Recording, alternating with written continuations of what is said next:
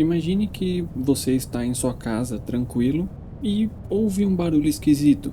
Antes que você possa se dar conta do que teria feito tal barulho, você apaga. Sem noção de quanto tempo passou, você agora acorda em um lugar onde jamais imaginou poder existir. Sendo levado ao mundo invertido ou ao abismo, como seria sobreviver e o que seria necessário para que você sobrevivesse a esses cenários extremamente perigosos do universo de Stranger Things? Bom, para quem é novo aqui, eu sou o John. Seja muito bem-vindo ao podcast Como Sobreviver ao Planeta Terra. Independente por onde você estiver me escutando, se você gostar do episódio, não esqueça de se inscrever, ativar o sininho, me seguir. Lembrando que o podcast está disponível tanto no YouTube quanto em qualquer plataforma de podcast, seja Spotify, Apple Podcast, Google Podcast. De qualquer maneira, espero que vocês gostem do episódio Como Sobreviver no Mundo Invertido e no Abismo em Stranger Things. Bom, primeiro que para sobrevivência temos que ter uma ideia do porquê seria necessário você sobreviver, e é basicamente julgando que em um universo de possibilidades você seria levado para o abismo, né, para a dimensão X, ou então seria levado para o mundo invertido. E só tem uma possibilidade de sobrevivência, que é achar o caminho de volta. O mundo invertido e o abismo, eu vou falar sobre as características deles e tudo mais, mas eles são ambientes inóspitos. Sobreviver nesses lugares por muito tempo se torna impossível. Então, o único meio de você sobreviver é você voltar para o mundo normal, né? Para a Terra, para o nosso planeta. Só que a grande questão é que você vai ter problemas com recursos como comida, água. Só que, do meu ponto de vista, esse nem é o maior dos problemas, mas o maior dos problemas são as criaturas e tudo que vai tentar impedir completar seu objetivo. E não são só criaturas também. O próprio cenário eu acho que talvez seja um dos maiores problemas, principalmente se for no abismo. Mas primeiro, nós temos que entender como funciona a dinâmica entre Terra, mundo invertido e abismo. E bom, como foi explicado no final da última temporada, agora lançada em dezembro, a verdade é que é um buraco de minhoca. Então, a verdade é que a Terra e o abismo, eles são as duas pontas de um buraco de minhoca. E o mundo invertido, ele fica nesse meio. Então, o buraco de minhoca, a ideia, né, ela surgiu na teoria da relatividade geral de Einstein, né, a fim de mostrar como a gravidade influencia na geometria do espaço-tempo. E um buraco de minhoca, ele é basicamente um caminho mais rápido entre dois pontos. Então, se você precisar de um exemplo um pouco melhor, você pode pegar uma folha de papel em branco, né? E nas duas extremidades menores você vai escrever ponto A e ponto B, né? Um ponto A em uma ponta e ponto B em outra ponta. O caminho mais curto entre elas geralmente é uma linha reta, certo? Mas se você dobrar esse papel no meio, fazendo com que o ponto A e o ponto B fiquem paralelos, e então você, com o lápis que você escreveu, fizer um buraco ligando os dois, é um buraco de minhoca. Então, a ideia do buraco de minhoca é que ele corta caminho entre dois pontos distantes no universo. Também existe a ideia de que o buraco de minhoca ele também pode acabar cortando o caminho no tempo. Um buraco de minhoca, né, um buraco negro, ele tem uma massa enorme. Então ele tem essa possibilidade de atrair não só tudo que passa próximo a ele, lógico, dependendo da massa também, mas ele é tão forte que ele acaba distorcendo até a luz. Então, por que não ele teria também a possibilidade de distorcer o tempo? Bom, a verdade é que em Stranger Things, o surgimento desse buraco de minhoca, ele bate de frente com a premissa. né? Lógico, existem teorias em si do surgimento de um buraco de minhoca. Uma delas é que uma estrela, né, supermassiva, quando ela acaba morrendo, ela desmorona sobre si mesma, então ela cria essa distorção no espaço-tempo. Mas em Stranger Things eles já foram mais para um caminho que fazia sentido dentro do universo, que seria a Eleven, né? Lá na primeira temporada é mostrado que dentro do poder dela ali, onde ela consegue interagir com outras pessoas, criaturas, dentro de um outro plano, ela acaba encontrando um Demogorgon e o toca. Como ele é uma criatura de outro planeta, ou seja, é um alienígena, ela acaba gerando um rasgo dimensional, proporcionando a existência desse buraco de minhoca. Só que um buraco de minhoca por si só, ele não se mantém, ele não se sustenta. Então, no decorrer da série, agora na última temporada, nós descobrimos que o buraco de minhoca, além de descobrirmos, né, que é um buraco de minhoca, que não é nada paranormal, descobrimos também que o buraco de minhoca ele era mantido por conta de uma matéria exótica.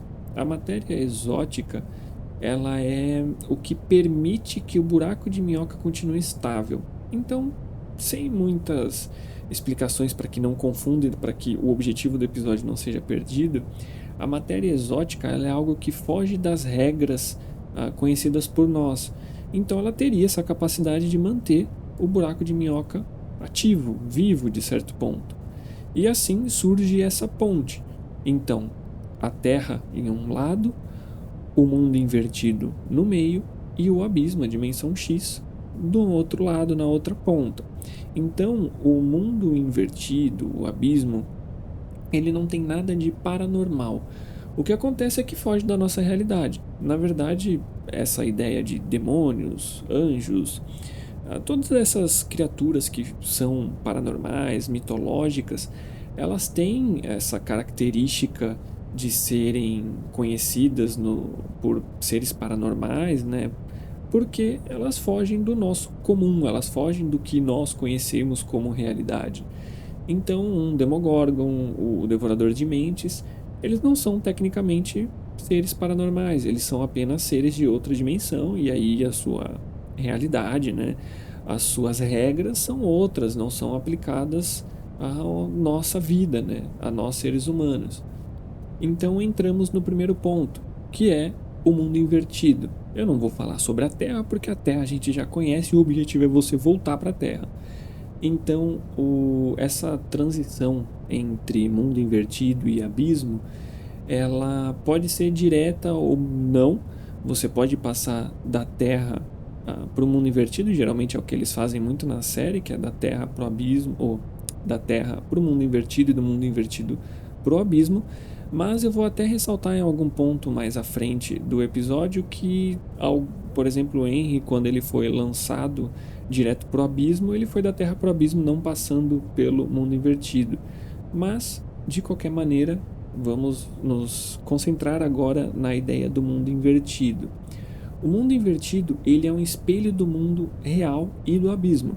Por ele ficar nesse centro, ele vai espelhar a Terra, na verdade ele vai espelhar ali a parte onde esse rasgo dimensional se mantém, e isso também vale para o abismo.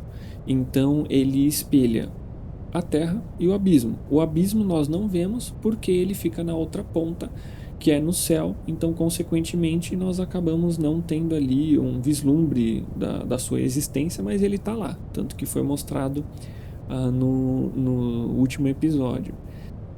Então, o mundo invertido ele é composto pelas mesmas construções, né, pelas mesmas características do qual o planeta que ele espelha. Então, na Terra nós temos todas as construções bem semelhantes. A única coisa que altera é que ele é um cenário mais ali apocalíptico. Então, ele tem construções meio que destruídas. Ele tem vinhas que percorrem todo o mundo invertido. Ele também tem o crescimento ali da floresta, da mata em geral, tomando como se fosse já um lugar abandonado. Só que a atmosfera do mundo invertido, bom, tecnicamente ela é tóxica, né? Ela tem a presença de esporos no ar, e esses esporos é até ressaltado também na última temporada que eles não sabem se isso seria um problema ou não, né? Nós não sabemos exatamente o motivo desses esporos, então eu não tenho como dar uma certeza do que ele seria ou não, mas sim, ele poderia ser fatal a longo prazo, né? Se eu não me engano, foi, acho que o Steve que disse, porque quando, não, no final da quarta temporada, quando abre aquele rasgo em Hawkins, os esporos eles ficaram caindo em Hawkins por algum tempo. Então eles tinham esse receio, né, do que poderia ser causado por respirar esses esporos.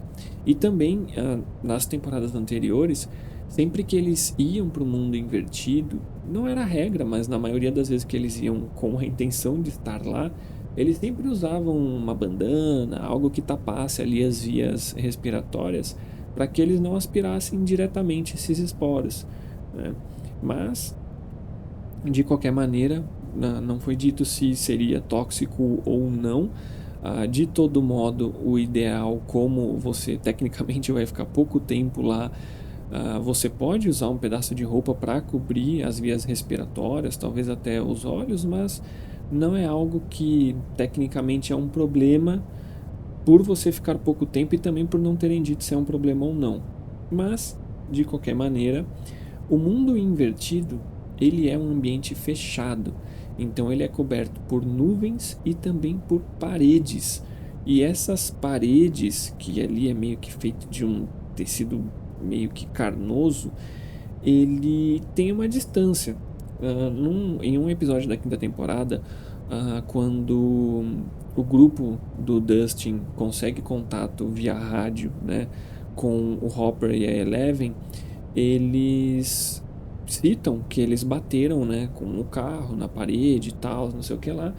E o Hopper ele calcula que onde eles encontraram a parede e onde o Dustin tá são áreas totalmente opostas, ou seja, os dois estiveram nos limites dessa parede. Consequentemente, ele chega à conclusão que esse limite ele varia ali em torno de 400 metros, se não me falha a memória. Então, essa parede, ela está literalmente em volta de Hawkins, que é onde foi aberto o rasgo dimensional. Então, todos os portais, todas essas possibilidades de ida e volta, todas essas regras vão se aplicar somente a essa região. E eu acredito que isso vai acabar valendo também para o abismo. Mesmo que tudo seja criado a partir da Terra, né, o rasgo dimensional criado pela Eleven, eu acredito que isso também funcione no abismo. O abismo ele tem essa limitação, essa determinação de área que seja possível atravessar para o mundo invertido e depois para a Terra. Então tem esse limite aí de 400 metros. Ainda falando do mundo invertido, ele tem ausência de luz, né? Por conta de ser um ambiente fechado, o céu é sempre escuro, não existem ciclos de dia e noite, e isso acaba afetando a sua sanidade, acaba afetando a sua orientação e a sua percepção do tempo, o que é um problema. Por isso que para você sair do abismo e mundo invertido, você tem que sair o mais rápido possível. Não é só pela falta de recursos dos quais você não vai ter como conseguir de jeito nenhum, mas é porque você vai ter a sua sanidade sendo consumida conforme o tempo que você vai passando lá dentro. E ainda existe uma conexão orgânica. No mundo invertido, ele é tomado por raízes por todos os lados, como se fossem vinhas. E é tudo reagente a qualquer invasor. Na verdade, essas vinhas elas acabam sendo um sistema de defesa pela mente colmeia, ali, pelo devorador de mentes. Então, o mundo invertido em si só, ele não possui nada. Ele não tem vida. Ele não tem absolutamente nada. Ele não tem água, ele não tem comida, não tem animais. Tudo que existe no mundo invertido é derivado da terra, do abismo, como construções ou como simplesmente o formato ali geográfico, ou então é derivado do abismo, como as criaturas. Então, o abismo ele fica no céu do mundo invertido para nós, né, do nosso ponto de vista, e no abismo a lógica ela não se aplica. Pedaços de terra flutuam, ela é uma região montanhosa e seca e ela é habitada por criaturas, e essas criaturas que são o problema do abismo e também do mundo invertido. Então, aqui nós chegamos no problema principal da sobrevivência. O porquê? Se você está no mundo invertido, não vou dizer facilmente você consegue achar um portal e voltar para a Terra, mas é mais fácil do que no abismo. E o abismo, ele vai proporcionar para você a dificuldade de sobreviver em meio a criaturas que são o ápice da evolução. Então, essas criaturas vão de, até o momento, quatro que nós conhecemos. Eu não sei se o Devorador de Mentes entra como uma criatura, mas ele entra como uma espécie, uma existência, um ser místico para aquele universo. Mas bom, a primeira criatura são os Demons Bats, que é basicamente uns morcegos barra Demogorgons. Eles andam em enxame, eles voam em enxame, na verdade, né? Eles têm as suas características que acabam os tornando perigosos, mas na minha opinião eles não são os mais perigosos e são sim os Demogorgons e os Democães. Os Democães, eles são meio que a juventude de um Demogorgon. O Demogorgon, ele acaba sendo ali o ápice daquela espécie. Na verdade, ele é o ápice do abismo, tirando o Devorador de Mentes, né? E os Democães, eles são meio que ali, não vou dizer o filhote, mas eles são a fase ali, uma das fases iniciais do Demogorgon. Então, a lógica para esses seres, ela meio que não pense na terra, não pense em animais, não pense em nada que você conhece. Então, os Demogorgons ou os Democães, eles não têm olhos, eles são alienígenas. Então, a forma como eles se guiam, basicamente, é sensorial. Armas normais, como já foi mostrado inúmeras vezes, não causam danos, assim, lógico, causam danos, mas nada que seja considerável, pode até atrasá-los, mas o que acaba infligindo dano mesmo é o fogo. Isso serve para todas as criaturas do abismo, inclusive o Devorador de Mentes, porque é uma característica dele que ele não gosta de calor.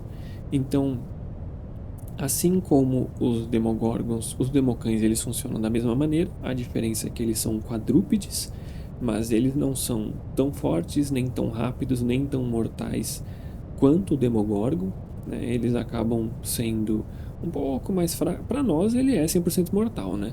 Mas comparado ao Demogorgon, ele tem essa redução na sua extrema capacidade de matança. E o último ser do qual nós temos conhecimento do abismo é o próprio Devorador de Mentes. Ele não gosta de calor e, quando colocado em uma situação extrema, né, que inflige ali danos ao seu corpo, ele acaba meio que sendo exorcizado, porque o Devorador de Mentes ele é como se fosse uma fumaça, uma junção de partículas, uma nuvem. Então isso faz com que ele consiga possuir todos os seres do abismo, inclusive pessoas, né, da Terra. E essa é uma das maiores características dele, porque isso cria a mente colmeia, né? Então tudo que um sente, tudo que um presencia, os demais também acabam presenciando. Então, em uma medida, né, do abismo, do Devorador de Mentes, tomar controle do que passa da Terra pro mundo invertido, ele cria essas vinhas. E essas vinhas que percorrem o mundo invertido inteiro, elas fazem parte dessa mente colmeia, então você não pode encostar nelas. Você, na verdade, não pode ser visto, você não pode ser sentido, você, nessa sobrevivência, não pode passar por nenhuma experiência ou por nenhum fator de que a sua existência ela seja descoberta ou sua localização seja descoberta. Às vezes eles, obviamente, como te levaram para lá, você já sabe, né, que eles têm noção da sua presença, mas não quer dizer que eles saibam onde você está. Então, o devorador de mentes, ele acaba sendo o maior dos problemas por conta dessa mente colmeia e essa junção, né, em tudo e qualquer aspecto que você encontrar no mundo invertido e no abismo. Mas, de qualquer forma, o maior problema dessa sobrevivência, né, porque você tem que voltar, o único meio é você voltar, são os portais. E o porquê que são os portais? Eu falei um pouco antes que a Eleven, quando ela joga o Henry lá pro abismo, ela cria um portal que liga direto a Terra pro abismo, certo? Então, em teoria, existe a possibilidade de que portais que cortem ainda mais esse caminho existam. Então, podem existir portais que ligam o abismo direto com a Terra. Tem como saber? Não tem como saber. Foi mostrado isso na série, mas os personagens eles não pensaram nessa possibilidade, até porque eu acho que levaria muito tempo, não tinham tempo. Enfim, não leve isso muito em consideração. O que você deve levar em consideração é que os portais eles têm tecnicamente esse limite de localização. E o buraco de minhoca, ele é fechado por uma parede ali, que é como se fosse uma carne, um negócio esquisito. Então, essa limitação de Hawkins das paredes também se estende até o abismo. Então, para você sair do mundo invertido para a Terra, é fácil. Fácil entre aspas, é só você achar um portal e você entra para a Terra, certo? Lógico, ainda tem todas as questões, como você não ser visto, você não ser sentido, você sofrer um ataque direto, você não vai conseguir sobreviver. Tem a possibilidade de você conseguir um recurso ou outro como meio de se defender em lugares específicos dentro do mundo invertido, mas se eu fosse você, eu não me prenderia a essa ideia. Se eu não me engano, acho que foi na primeira temporada que a Nancy, foi a primeira, segunda temporada, eu não lembro que temporada foi, que a Nancy ela tinha noção lá de que tinha uma arma em tal lugar e ela foi buscar no mundo invertido, se não me falha a memória. Então, como existem casas, carros, as bicicletas mesmo que eles pegaram no mundo invertido, tudo como é parecido, né? Ele é uma réplica, é um espelho, então você pode conseguir algumas coisas que te ajudem a se defender, mas recursos mesmo, zero, nada. Então, voltando ao problema, o único meio de você sair do abismo, né, por um portal, é você ter essa noção da parede, da limitação geográfica do abismo, paralelo ao buraco de minhoca. Por quê? Porque você vai ter que descer por um portal que te dê acesso a essa parede e você vai ter que descer ela. Porque qualquer lugar que você vai cair, né, vai entrar num portal, num abismo, você vai acabar caindo até o mundo invertido e você vai morrer. Você não vai sobreviver à queda. Então, o único meio é você analisar todo o terreno, identificar onde acabam de terem portais, né? O surgimento de portais tem ali aquele limite, então você vai julgar que ali seja o limite da parede do buraco de minhoca. Lógico, dependendo da espessura do buraco, eu acho que dá para você colocar o corpo ali, colocar a cabeça para fora e dar uma analisada na situação. E você vai ter que descer, não tem outro jeito. Como eu disse, podem existir portais que te levam de um canto para o outro, né? Tipo, do abismo direto para a terra, ou do abismo até um portal que fique ali no chão paralelo à terra, né? No mundo invertido, mas não tem como você saber. E você tecnicamente não tem tempo para ficar analisando buraco por buraco, porque você vai estar contra não só o tempo de você não ter recursos, mas também contra criaturas que são 100% mortais se te encontrarem. E isso, obviamente, implica na comida, na água, como eu já falei, que você não vai encontrar. Então surge até uma dúvida: seria possível se alimentar das criaturas do abismo? Eu não sei, né? Primeiro porque eles são alienígenas, e segundo porque eles são criaturas ali meio gosmentas, meio nojentas. Então assim, eu não sei se dá pra comer, se dá pra comer, se faz bem. Pra falar a verdade é melhor evitar, não tem nem muito o que falar. A melhor opção é você ter noção do quanto o seu corpo aguenta sem comida, sem água, para que você possa o mais rápido possível evitar qualquer problema e se dirigir até um portal. Então tenha noção de que o seu corpo, isso varia de indivíduo para indivíduo, mas isso não vai longe do que eu vou falar. Não, na verdade não vai muito longe mesmo. Então sem água, geralmente uma pessoa ela sobrevive de 2 a 4 dias. Depende de indivíduo para indivíduo, mas você não vai durar muito mais que isso.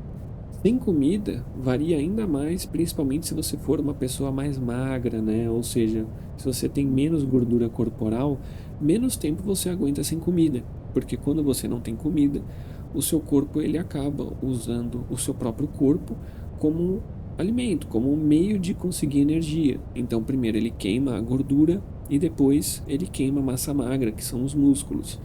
Então, se você já é uma pessoa magra com um percentual de gordura baixo e você consequentemente não tem músculos, é mais rápido o processo de você ficar fraco, de você não ter energia para sobreviver. Então, o que você deve ter em mente é que durante todo esse processo você deve permanecer em silêncio, devagar, pensativo e não se afobar. Por quê? Você está numa corrida contra o tempo e você possivelmente poderia estar até sendo caçado ou não, mas se você der mole, você acaba sendo caçado. Então, o porquê que você deve mesmo manter a calma mesmo nessa corrida contra o tempo? Pensar exatamente no que você vai fazer, no que deve ser feito com cuidado, não quer dizer que você vai perder tempo. Quer dizer, na verdade, que você está economizando tempo, porque você está evitando a possibilidade de fazer tomar uma decisão pífia e aí você perder mais tempo ainda tendo que refazer processos que consomem mais tempo do que você tem. Então, você vai seguir a teoria da Floresta Negra. Eu não ia explicar ela, né? Geralmente eu não explico, mas por se tratar de um buraco de minhoca, alienígenas, eu acho que é válido. Então, eu sempre falo que quando você está em um ambiente desconhecido como uma floresta, o ideal é não chamar atenção. Muitas pessoas sempre falam: mas está numa floresta, fogo afasta os animais e tudo mais. Correto. Você vai afastar animais, a fumaça afasta insetos, mas você prefere afastar os animais e eles sabem agora da sua localização porque você acendeu uma fogueira, por exemplo, ou você prefere não ser visto? Você prefere que a sua presença não seja notada? Bom, a teoria da Floresta Negra ela surge a partir desse ponto, porque imagine que o universo ele já tem muito tempo de vida, né? O universo, a sua existência, ela já tem há bilhões de anos. E a questão é que durante todo esse tempo nós, tecnicamente, até onde sabemos, nunca tivemos contato com outras civilizações. E por quê? Por que que nenhuma outra civilização é tão inteligente como a nossa que fica mandando sinais para o universo da nossa localização? Seria justamente por receio. Receio do que está lá fora. Então imagine que existam planetas E esses planetas, eles podem ser o próprio mundo invertido, pô, o abismo. O abismo é um lugar totalmente inóspito que nem mesmo as criaturas lá têm o que comer. Então, a ideia de tomar, né, a Terra para fazer parte do abismo, essa junção de mundos, tecnicamente é para que eles tenham recursos para que continuem sobrevivendo, né? E assim, imagine um planeta que não tem recursos e agora ele sabe da localização de um planeta que é novo, que tem todos os recursos. Ele vai atacar, ele vai tentar tomar. Então a teoria da Floresta Negra é você evitar ser descoberto em um ambiente que possivelmente é hostil.